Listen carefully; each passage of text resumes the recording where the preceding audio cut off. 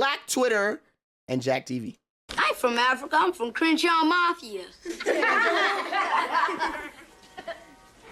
Like an now you from Africa.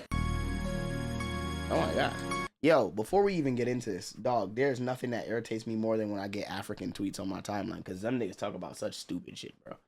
Like, yo, every time I see a tweet and the location says Nigeria, South Africa, anywhere in there, bro, please, dog. They be talking about the most pointless shit in the world. They be talking about some, oh, women do this, but expect men to pay. Or men need to pay for this. And I'll be like, bro, yo, what are we talking about, bruh? Like, yo, what's up, Never Care? It's been a few weeks since I released my latest animated opinion. This black person is not real, which I highly recommend watching it if you haven't already, but to recap you, I explored how all of these different generative AI models have explicit anytime I see a way on the tweet, I scroll, bro. Racial biases baked into them. Did you hear about the festival in Nigeria, the one where they going around graping people?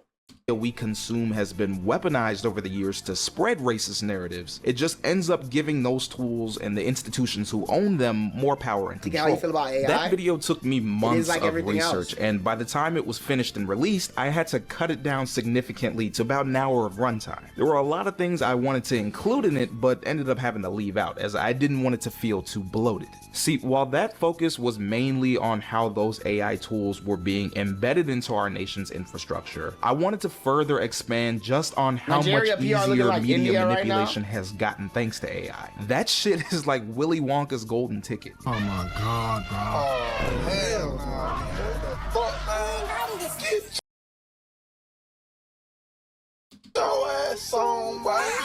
I'm sure you already guessed it, but no. These black people are not real. Well, at least some of them. For at least a decade now, social media has been the dominant platform for political education, and this is mostly due to how much more accessible the digital age has made information. It's far easier and faster to spread than it was with prior formats such as cable or printed media, and we're literally carrying instant access to the entire world in our pockets at all times. And this is a really beautiful thing, except if you're the United States government. They're not really a fan of those beautiful things. They hate babies and puppies. To them, that beautiful tool is one of their greatest threats. Again, the last thing you want is for a marginalized group to promote counter narratives and political agency. That's how they gain power. And this isn't anything new for black folks. All that did was carry over into the digital age. Any sort of conflict or division that previously existed could now be purposefully accelerated in the form of bad faith online discourse. And there's no greater example of free my black fellow Americans from the conversations that plague us on Twitter, bro. The shit we talk about on the timeline, bro, I be sitting there like, yo, we don't have nothing better to speak on, bro. This than black Twitter. Ah, shit. Here we go again. Whenever there's some viral meme or a Twitter. Ah, shit. Here we go again. Whenever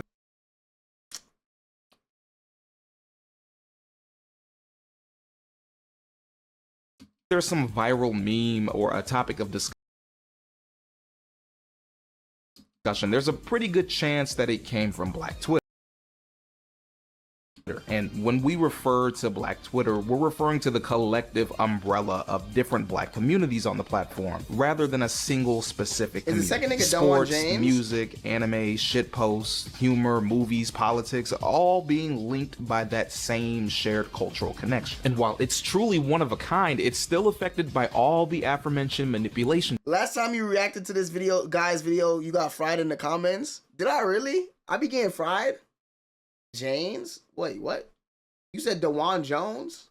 Oh. Tactics, low effort engagement bait, and digital. I prayed for a clingy nigga and blocked him after he tried to call me 5 times in a row. Maybe I'm not serious about my craft. Y'all gotta stop falling for these accounts, bro. These is Indian niggas. Blackface have always been rampant on the site and have only gotten worse since Captain Apartheid bought the platform back in 2022. And with that came the ad revenue sharing program. Now users were financially incentivized to generate as much engagement as they could for that. I would rather keep getting beaten by a man that pays my bills than stay with one that doesn't beat me and don't pay my bills. Real men know they need God. I don't see what's wrong with this one. At 30, you should have retirement savings worth 1 year of your annual income and double that by age 35, according to Fidelity. By 60, the typical worker should have 8 times their annual income socked away for their retirement. By 67, you should have 10 times your income saved. Do you agree? Who the hell be tweeting this shit? I only got cash. I ain't got a cash app. Come pick it up. I'm going to send it later. Prostitution tweets. Yeah, regardless of how false. It's Autism Awareness Month. Autism is caused by vaccines. Make sure all of your friends and family know that vaccine causes autism. Or inflammatory it may have been. This is not limited to digital blackface either or AI chatbots. You've got plenty of real black folks on the side. Yeah, bro. Elon Musk allowing people to make money off of engagement on Twitter is the worst thing that ever happened to the app. Because niggas dead get on Twitter and blatantly lie. Just make shit up. Like, holy shit. You seen her Snapchat? I'm not watching Sky Jackson Snapchat stories. Tell you the truth. Participating in this mess. If your man went to jail, how long would you wait for him? I'm the type of bitch that will have a killer watching Moana 2 with me. Now you. How long would you wait for him? I'm the type of bitch that will have The funniest thing about a tweet like this is there's people out there who really think like this, bro. a killer watching Moana 2 with me. Now you might look at this and go, "Oh, great, more nonsensical nigga babble." But when you I call it baboon babble, good sir. examine the role that these types of discussions and posts play in our larger media environment, you see exactly how they play into the hands of the powers that be. They now have a perfect environment Nigga, are to we shield pausing them after every politically. tweet? After all, if You you can can watch the keep a video on group your of own. oppressed people distracted If I wanna with pause to pointless, read trivial something, I'ma bullshit, pause to read or something. provoke them into fighting each other or another marginalized community, then you can prevent them from forming solidarity and uniting their resources and attention towards you. Mind you, this space has always been infested with this Baboon's problem, such a but fun I don't word. think any of Baboon, us babble, have jigaboo truly taken jargon. the time to realize just Monkey how bad malarkey. AI has made that infestation. The plague rats Gorilla have gossip. just gotten off the boat. There's so many terms. I would rather keep getting beaten by a man that pays my bills than stay with one that doesn't beat me and don't pay my bills. Here we go again. Fellas, would y'all change y'all hairstyle for the birthday boy? Financially stable men be so sweet and gentle. It's them broke ones that be sassy and rude. I think they be hungry or something. Welcome to Twitter, where you will never find a more wretched hive of scum and niggotry. It's easy to write off Twitter and similar social media spaces as just a low vibrational cesspool, but doing so erases just how powerful they are. The perfect distraction for those who'd rather keep you online and off the streets. So here we are. This black person Curry isn't real too. conversations? Electric Boogaloo. Electric Boogaloo. Every day the same shit. You can probably already tell, but this is going to be a lot shorter than my videos typically are. After all, this is a continuation, and we're not going to waste any time. What makes social media such the perfect tool for neutralizing radical black political power is that it keeps folks distracted in two main ways, and that's by prioritizing nonsense and promoting the diaspora wars. All AI is doing is playing on these existing issues by keeping you engaged and angry, and it does so in a variety of methods that we're going to explore later on. But first, let's tackle distraction number one, the oldest trick in the book. Best way to keep niggas away from the things actually affecting their lives is by keeping them focused on trivial, insignificant shit that has Celebrity drama, Twitch drama, engagement bait, gender wars, dating discourse. absolutely no effect on their lives. Our tax dollars are being used to blow up kids overseas. A new AI data center is being built right here in our community. None of that shit matters. We got priorities. Ladies, should a man pay for all of your friends during your birthday dinner? Will you ignorant niggas please shut the hell up?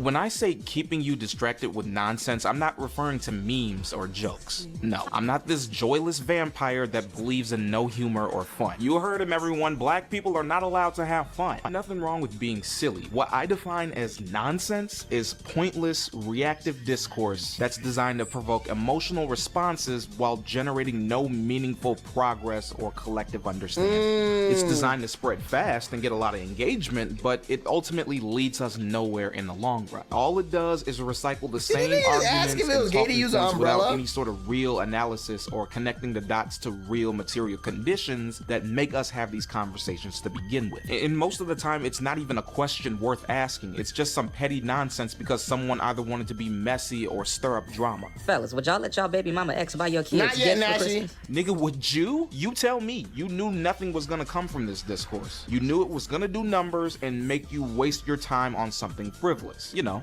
senseless nigga babble. LMAO, a nigga with a mirror pick could never be my nigga. Oh, gay ass. Bye. As a man, is it gay to know how to ice skate? I'm trying to take my girl skating and my broke, holeless homeboy has something to say. Platonic friendships work if you're friends with someone that is not your type. Fight me. Be quiet! But what kills me is how serious and heated some of y'all get over these topics. Yeah, bro. I'm not gonna lie. Scrolling Twitter comments be so crazy because y'all get rage baited by niggas so often.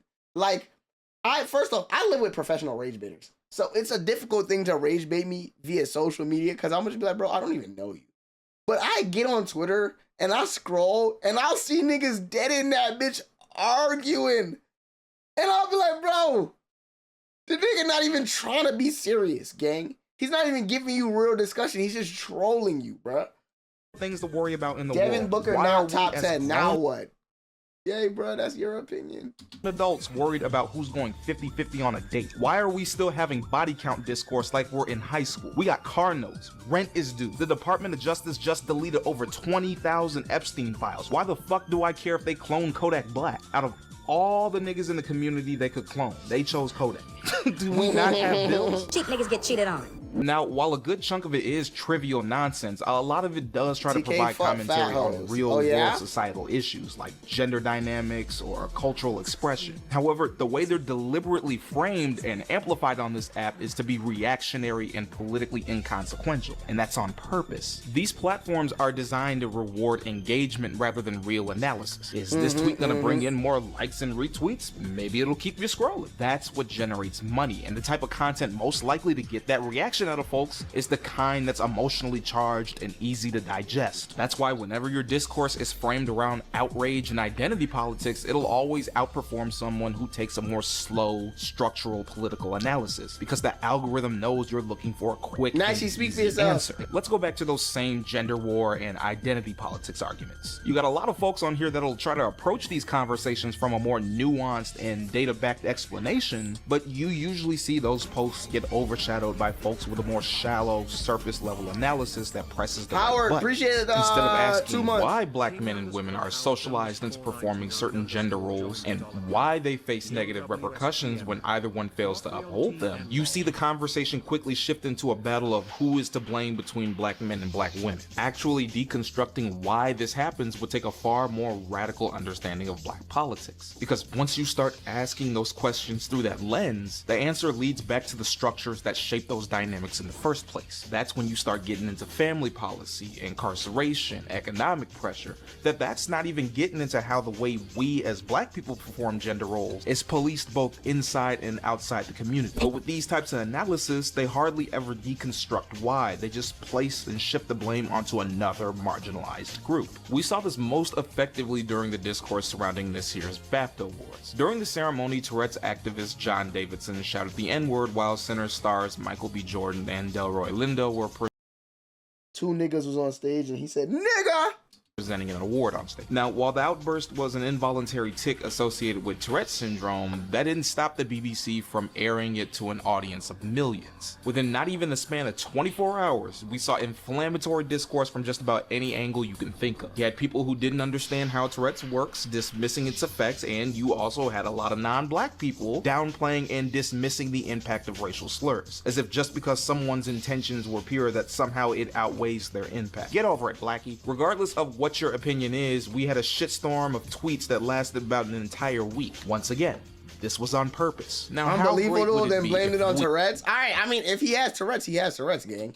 One of the largest telecommunication giants in the world, funded by the powers that be, took one of our most televised events and used it to divide marginalized communities. You start getting these toxic arguments that try to make it look like a black versus disabled thing, not realizing that those two identities intersect a whole lot more than people think, as if black disabled folks don't exist. Crazy part is, you had a lot of black people with Tourette's that tried to give an opinion, but due to the way that Twitter discourse works, you either saw them get dismissed in favor of diminishing the impact of Tourette's, or worse, you saw them get tokenized by non-black voices who wanted to dismiss the pain that the N-word causes. The worst part of all of this is how the BBC was completely absolved of any sort of wrongdoing. I mean, they technically did say sorry after shamelessly exploiting a man's disability on international TV and making the night uncomfortable for countless black attendees and audiences, but hey, they said sorry, so it's okay. Mind you, the broadcast aired on a 2-hour delay. They could have easily edited it out. On top of that, they left it up for hours after. Oh, it was on a 2-hour delay? And they didn't edit it out? Oh no, these niggas tweaked. They wanted that shit to happen. Not too long after it happened. They heard him say the N-word and was like, oh, this is gonna eat on Twitter. And someone jokingly tweeted, so what would have happened if a person with Tourette's shouted Free Palestine instead of a racial slur? That's exactly what happened. Free Palestine was censored out, along with any mention of the Congo or Sudan. They had all the power in the world to prevent this from becoming a big shebang, but they knew exactly what would happen once this hit social media. But that's also what makes it such a damn good distraction. Like we said, if you can get two marginalized communities to fight each other, then you can prevent them from forming solidarity and uniting their resources and attention towards you. The Here you BBC have going a straight to hell? multi-billion-dollar They're moving corporation crazy. invested in industries that actively benefit from a lack of solidarity and maintaining pre-existing power Crazy, structures. babe. You don't think they wouldn't jump at the opportunity to knock a few cards down? But then you go and throw AI into the mix and it makes the shit 10 times worse. Because now on top of all this bullshit, you have to deal with all the fake accounts and the automated bots that are only there to add fuel to the fire. And since there's really a plethora of bot accounts that respond AI generated like responses in the most sincere way, trying to rage bait niggas. they're automated, you can't even keep up with all of them. For example, a 2026 study from the University of Nanjing found that most of these bots on Twitter spread misinformation through what researchers call emotional contagion. Essentially, the bots will select and amplify emotionally charged posts to trigger outrage and rapid engagement across different networks. They're specifically targeting posts that are ripe with misinformation because they've been trained to know that most audience members aren't going to fact check them to begin with. On top of that, once the misinformation spreads, the bots are designed to keep it a topic of discussion. Last year, researchers from the University of Zurich did an experiment with Reddit to demonstrate just how easy it is for these bots to infiltrate online debates. They deployed bots that impersonated real people, posted over 1,700 comments, and accumulated more than 10,000 karma before users even realized that they were interacting with machines. And while that's because a lot of niggas is idiots. Like, yo, I don't know how niggas fall for this shit. But then again, I gotta remember who I'm talking about. Like, I see bots and I know bots. Niggas really be on Twitter mad at bots. Reddit claims You're to have cracked arguing down with on these AI, bot services, gang. if you believe that. They're still being employed on platforms like Twitter, which we all know has little to no regulation on any of the kind of content that's posted. Niggas All never this think, AI bro. is doing is They just get emotional and adding just icing run on with the it. cake. You take away the bots and we still got the same problem because these conversations are designed to get us nowhere. As long as they're being argued on a platform like Twitter that prioritizes engagement over anything else, I get so you're mad when I not see going to that reach shit. people That in shit's the so way that'll allow them disappointing, to bro. Like, how you deconstruct these fall for that topics shit? in a healthy manner, which is why even when folks try to approach some of these conversations in good faith, it still ends up delving into For instance, when I see conversations about, oh, how could a 25-year-old date a 20-year-old? Or how could a 24-year-old date a 19-year-old? Or how could a 32-year-old date a 21-year-old? And I sit there and I be like, yo, are those not two adults that decided to do whatever the fuck they wanted to do? Like, the shit niggas talk about on the internet, I sit there in confusion because I'm like, even if you don't like it, just don't like it, gang. Just like stay away from it. Like, you're 22, you don't want to date nobody 31, fine. You are like to the point where you get on social media and make it a topic of discussion because of what you believe, not what is fact. Facts like 49 and 30 and 18. Okay, I don't know about that, but nonsense. As long as the platform prioritizes engagement, so will the conversations. But let's say you're more mature than that, and you don't fall for that senseless nigga babble. You're more concerned with things that actually affect you in the real world. Oh, don't worry, there's more nothing, Cryzo. There's nothing with two consenting adults deciding they want to date each other, bro. These spaces are at using anger to wedge divides between groups of people. Sometimes you don't even need black people to fight other communities. You just get them to fight each other worldwide. Welcome to the diaspora wars. Oh, Charlie Murphy! He had his hand cocked to throw another red hand.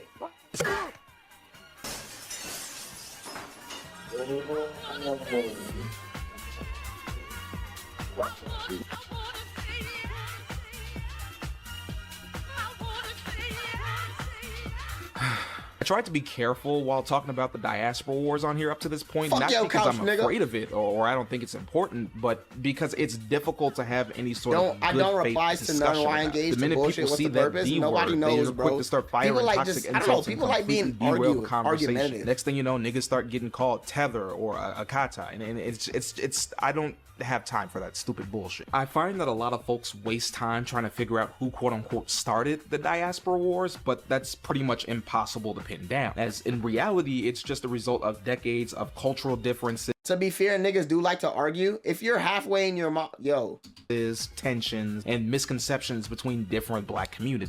This is what I'm talking about. What type of question is that?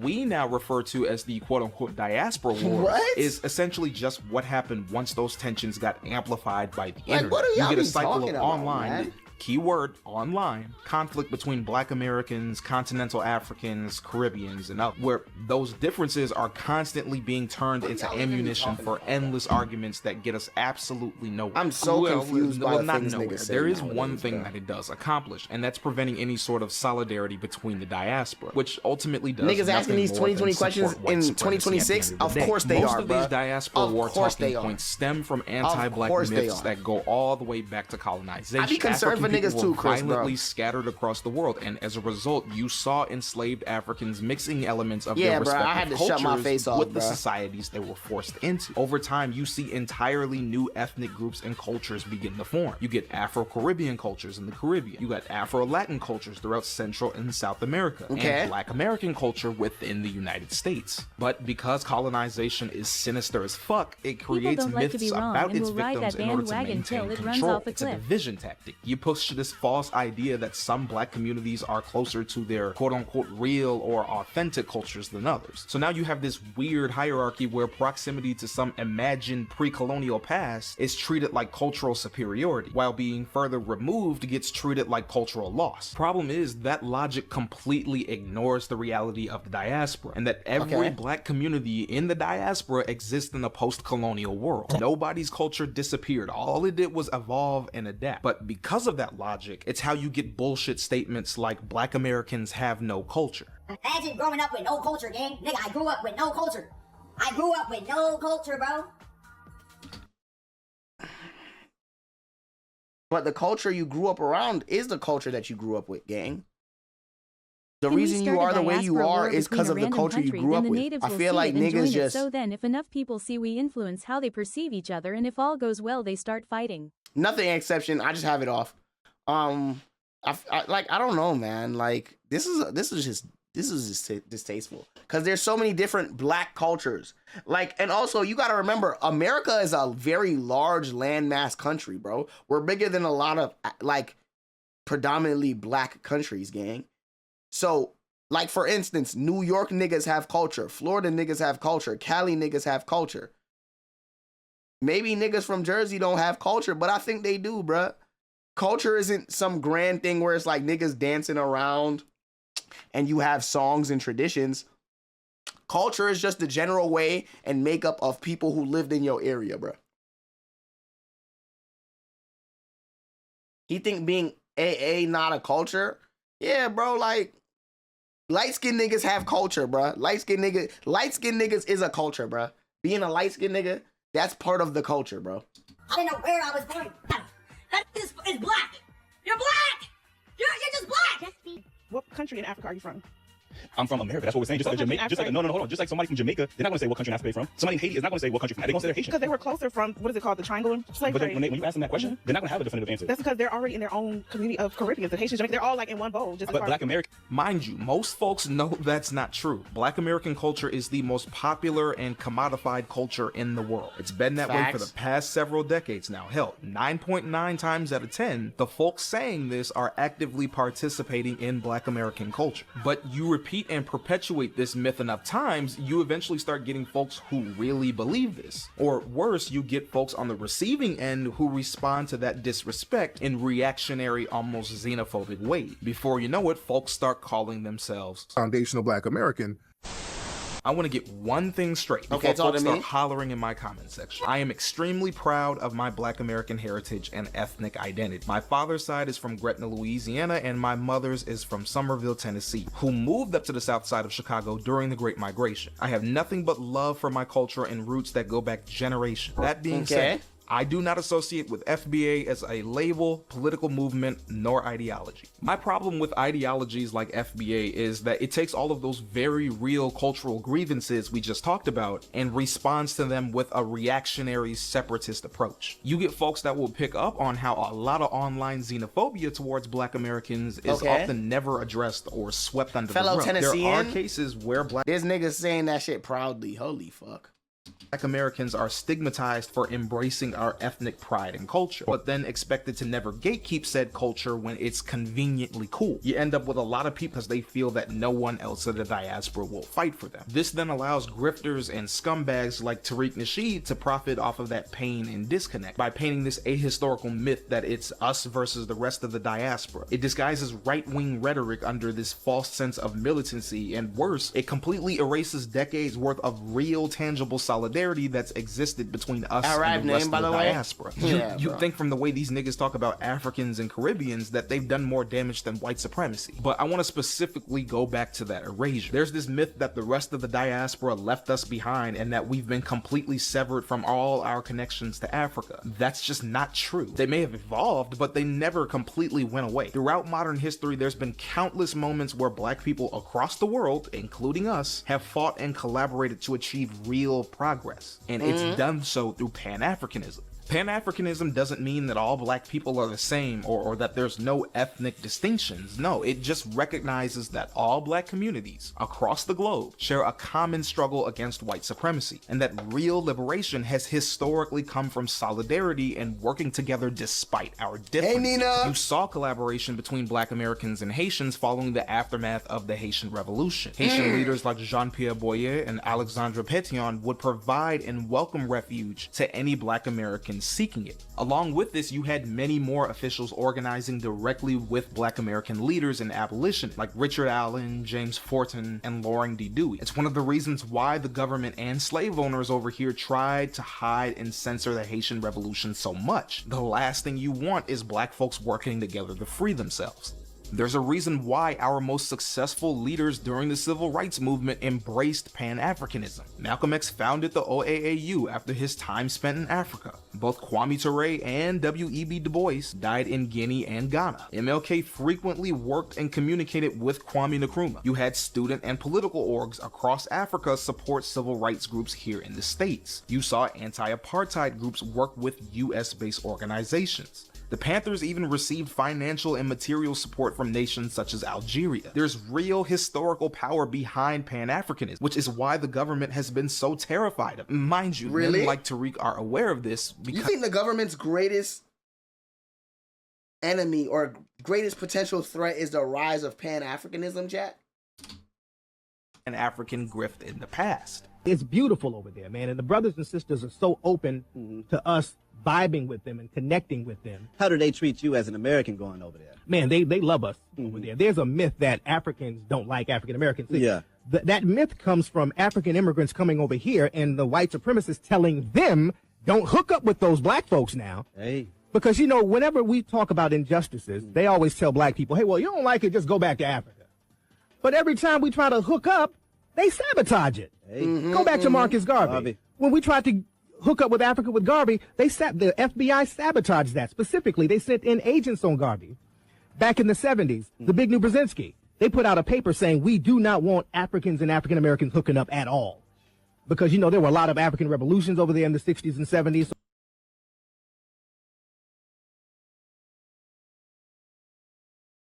The art of macking.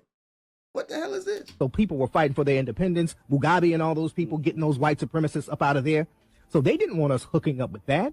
Regardless of how valid the underlying causes of the movement may be, in the end, it currently exists as nothing more than a bunch of loudmouth, toxic, internet messy niggas. It redirects political energy away from dismantling systems of power and toward further sowing division between people who are already marginalized. But I heard the most diabolical thing. I heard a woman say about a man. He's cute. I'm in an open relationship. I'm going. Chat. I didn't know we lived in a world this evil. I've never heard words more wicked, bro. Movements like it are so I've never heard words so wicked in my life. Beneficial to white supremacy for all the same reasons as our previous section. It uses anger to distract you from the real underlying systemic issues that cause these problems. Twitter is designed to keep you in an angry echo chamber that plays into your emotions without giving you any solutions. So once you interact with a certain type of content, the algorithm starts feeding you more of it because it knows you're addicted to it. That anger distorts your perception of reality, and before you know it, you start thinking all of the diaspora outside of Twitter thinks this way, when in actuality, this is less than a fraction of the real world. The vast majority of Black Americans do not hate Africans and Caribbeans the way Twitter may make it seem, and vice versa. The rest of the diaspora does not hate nor look down on Black Americans as much as Twitter makes it out to be. We still have a lot of differences that need to be hashed out, but we are far from being enemies. We never have been. The diaspora wars is one big online psyop. Now, it being a psyop does not mean that everyone who participates in it is a CIA agent. In fact, I've never been a fan of that saying because, like we said in the beginning, these at the end of the day are still caused by real issues. And calling everybody that participates in it a Fed does dismiss how they got roped in the first place. But when you examine just how much of this conflict has been... That is true, but hey, man, maybe you should have understood the consequences of your actions before you started treating people like cattle. Exaggerated. It makes you wonder who benefits from these dialogues at the end of the day. I can tell you right now, it's not us. Back to how AI is amplifying this mess. A significant number of the accounts engaging in this discourse are not real. They're using AI-driven bot accounts to recycle the same talking points on the timeline every day. We have documented evidence that coordinated disinformation campaigns have deliberately targeted Black communities online. For example, the Internet Research Agency, a company with direct ties to Russian-backed PMCs like the Wagner Group, created fake Black personas during the past 3 election cycles in order to try and ignite racial tensions to stir up division. We also know from multiple studies, including MIT and Carnegie Mellon, that these bots amplify the most emotionally charged content, which is why they almost always are seen overshadowing any sort of nuanced discussion. On top of that, they create this false illusion of consensus. Essentially, they'll flood timelines and repeat the same talking points and make these fringe views feel like they're more dominant than what they really are. And because these AI systems keep improving with every update, it's becoming more and more impossible to distinguish them from real people. So when you apply all that shit to something online like the diaspora wars, you took an already inflamed divide between communities and further weaponized it to feel more widespread and permanent than it really is. But it all goes back to our thesis. If you can destroy solidarity between marginalized communities, you can protect your own interests. It's why you see the powers that be often pour resources or support into these movements. They know as long as you stay angry online, they have nothing to worry about offline. That being said, I still have to provide a solution. I just did all that rambling getting my blood pressure up. I'm not even trying to be cute when I say this, but it's genuinely time to log off. One of the we definitely have to get off of ways social to media, drain people's But that's the thing, chat. If we get off of social media, what else is there to do? energy nowadays is That sounds very like insane to say, but seriously, social media is the greatest platform to communicate, exchange ideas. It's just in a very terrible place because people are pushing the wrong ideas. Touch grass. I mean, niggas do that already. Hoop, smoke, drink, fuck girls. There's not a lot of niggas in here who could accomplish that, Iman. The internet. This woman is a astrophysicist. Actually, this is not how space works. Read a book. Play that read a book song. I'm not even gonna lie to y'all. Compared to the usual solutions that I include in my videos, this is probably the most straightforward, and they're not even exclusive to Black Twitter. Y'all need to log the hell off. Aside from maybe spreading awareness, Twitter is not a healthy place to conduct any sort of meaningful political action. And even that awareness is pretty iffy due to the way that misinformation spreads on the site. You cannot seriously expect folks to mobilize on Twitter because, well, your brother legit proof of what you can do. What you mean? It's Twitter. The vast majority of discourse on this site, if you can even call it that at this point, is nothing more than performative outrage, engagement chasing, and internet activism. Politics aside, too many of y'all are addicted to misery. I might travel, you should to travel. the point that you will actively go out and find something just to be angry about. Oh my God, that's the most annoying thing in the world, bro. I can't stand people who actively search for something to upset them. Like, you find any reason to be angry behind faceless accounts and act like high school mean girls, belittling folks for the sole sake of internet points. I'm saying this as an animated faceless nigga who babbles on the internet. Y'all are so addicted to engagement that y'all can't even have normal conversations on here anymore. Everything has to be quote tweeted into some kind of gotcha moment. It's like you're so obsessed with getting that viral tweet that you will deliberately misconstrue someone's words for likes and retweets. Yo, oh my God, facts, bro. We live in a day and age where people are so invested in chasing the dopamine hit you get from the attention. You know? Niggas lose it, bro. Niggas do anything for that dopamine hit. To this day, that "you must hate waffles" tweet is the most accurate description of this app. 1 minute it's some celebrity drama, then it's some tweet that folks misinterpreted, then it's micro e-celebrity drama, then it's some shit that somehow made its way over from TikTok. All this time and rage spent on absolutely fucking nothing. Niggas got all the time in the world to put that anger towards the keyboard, but you ask them to redirect that rage into the real world, it's crickets. But that just goes into my main issue with Twitter activism. It's all frosting and no cake. Too many of us have a tendency to be really dogmatic about how we engage in politics. We inadvertently end up treating it as some form of gospel or fandom, and any disagreement or counter-argument or flaw that's pointed out gets treated as heresy. The politics aren't actually engaged with any sort of nuance. Adolf too, we all heaven sent? Bro, nah, bro. Niggas is pushing the Nazi shit on Twitter too. Is spent towards the optics of trying to accurately portray what it means to look like a perfect revolutionary rather than the steps it actually takes to help us all get there. That includes being imperfect and falling down and fucking up. We start demanding that everyone has to have perfect politics and praxis 100% of the time, despite knowing full well we ourselves can't even do the same and live up to that expectation. This is how you get folks online thinking that a real revolutionary is defined by how many books or works of theory you've read, and then not applying any of that reading to our actual community. In the end, it just comes off as out of touch with reality. And mind you, you've got a lot of folks online that are actively in the streets backing up everything they say online. Some niggas really out there putting in that work. The vast majority of y'all are not doing that. The only way to get things done is to log off the internet and get active in your community. There's one thing social media is actually good for. It's helping you to connect with grassroots organizations that are already active and have the experience and know what they're doing. They can help you every step of the way if you're new. In the pinned comment, I'm going to be putting a list of orgs as well as their contact info and the many ways you can contribute, be it physically or financially. I mean, we can argue on social media all day long, but why do that when we can help keep the library open or help folks get meals on the table or access to housing? I don't know. You tell me what sounds more productive. Just know that social media is not real life, and if we put just an ounce of that online outrage into the real world, you wouldn't even need to argue on Twitter in the first place. Yeah, nah, man, shit is wicked, bro. Niggas spend all their time on Twitter arguing. I get on Twitter to get beer news, bro. I ain't gonna lie to you.